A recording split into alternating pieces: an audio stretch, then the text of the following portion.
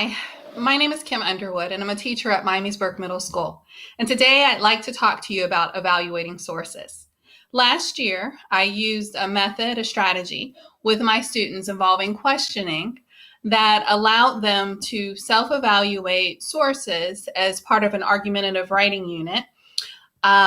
We did this unit. We had started originally with looking at the structure of the writing, going through introductions, body paragraphs, conclusions, counter arguments, refuting counter arguments, and all of that. And then we went back around and really focused in on source credibility and made sure that our students could look at sources and choose strong sources that were very credible so that they could have strong evidence to write strong arguments.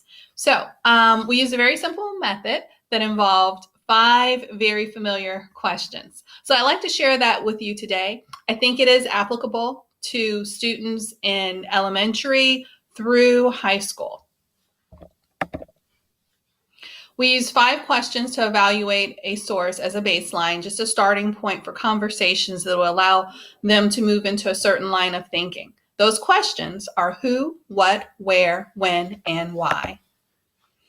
As a language arts teacher, I like to refer back to root words, and we looked at the Latin root cred, meaning believe. And so we looked at whether or not a source was trustworthy. Was it believable?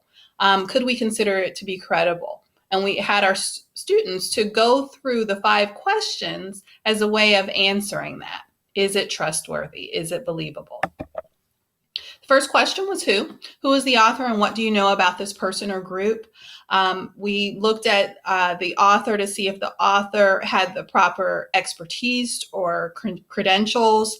Why might this person have experiences that might make them an expert?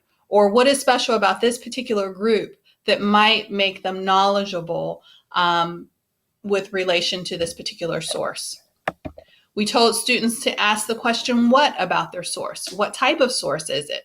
What is the purpose or intent of the writer or publisher of that source? What form was it in? An article, essay, podcast, interview? Was it mainly an opinion piece? We wanted our students to take opinion pieces differently than factual pieces. And then also to notice propaganda and propaganda techniques and bias in a writing as they evaluated sources. And of course, to consider whether they were primary or secondary sources. We also asked our students to consider the question where. Where did they find the source? Was it a source that they just Googled and found on the internet that might have been generated by a 10 or 11-year-old? Or was it from a more reputable search tool like Info Ohio? What was the ending that was used when they found it on the internet? Was it edu, .gov, .com, .org, .net? All of these things are things to consider as we look at issues like a source's credibility or reliability. We asked our students to ask the question when. When was this information published? When was it made available? Is this information still relevant today? If this is a technology piece and it says 1980, then there's a good possibility that the information is outdated.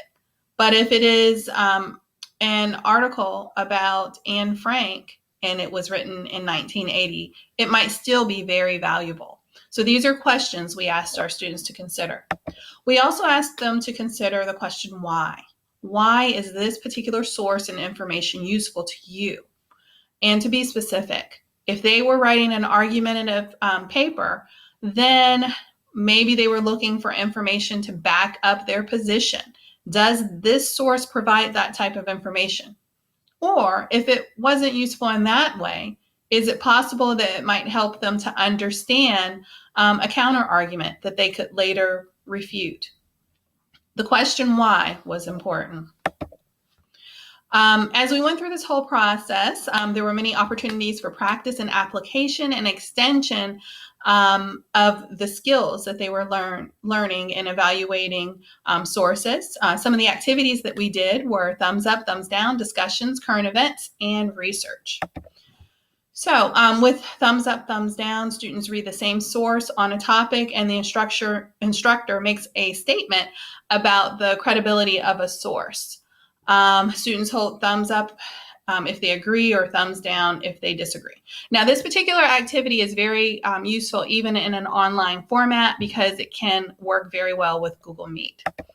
Another activity is discussion, because remember, the questions always point students to think about the validity, the credibility, the reliability of their source as they evaluate it. So sometimes it helps to process this in a whole group, a small group, before they actually work independently. So in this case, students read the same or related sources to the topic, because you can differentiate a little bit there.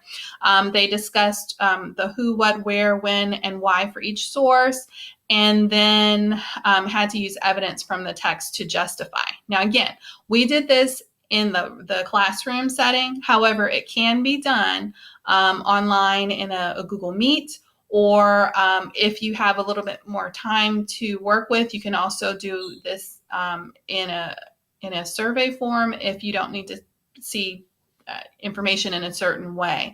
They're all different ways that you could do this online. Current events.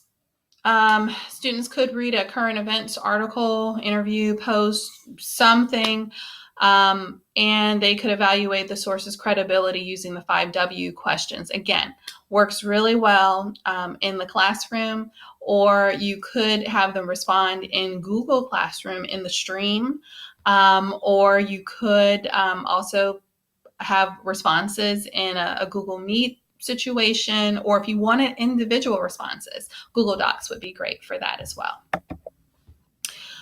Research is something that, again, the 5 W's just pairs really well with. So some of the activities could be informational writing, argumentative writing. It could pair well with research done during interdisciplinary units, investigative assignments, and extension assignments. And I really do think the extension assignments are awesome tools to use with the gifted population especially. So this creates a generic structure, the 5 W's, related to evaluating sources that makes it very easy to help those students to participate in the extension assignments. Again, use 5 questions to evaluate a source: the who, what, where, when, and why. That is the strategy or structure that I use with my students. I think it was very useful. I hope that you found something to use in your own classroom. Maybe you were reminded about something that you've done in the past. Maybe you have an idea about how you would like to use a portion of this in the future. If you have any questions, please let me know, and I hope that you have a great summer.